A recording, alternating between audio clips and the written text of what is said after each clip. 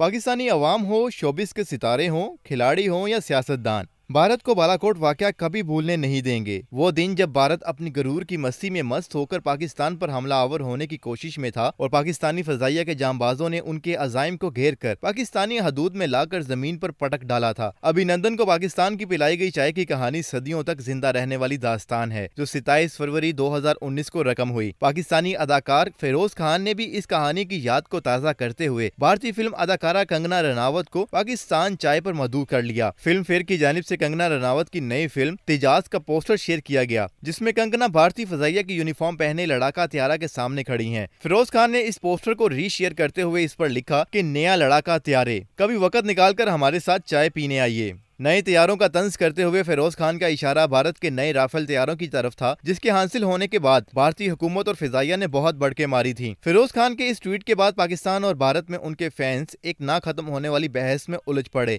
जिसके बाद फिरोज खान खुद भी शामिल हुए और उन्होंने कहा कि इस चीज में लड़ता रहूंगा जो मेरे ख्याल में ठीक है, मुझे फर्क नहीं पड़ता कि कौन क्या सोचता है। नाजरीन, फिरोज खान की जानिब से इंडियन एयरफोर्स की फाइटर पायलट कंगना रनावत को चाय पर दावत देने के बारे में आप क्या राय रखते हैं, हमें बताएं कमेंट सेक्शन में। और अगर ये आज की हमारी वीडियो आपको पसंद आई हो तो इसको लाइक करें, शेयर करें और हमारे चैनल को लाजमी सब्सक्राइब करें।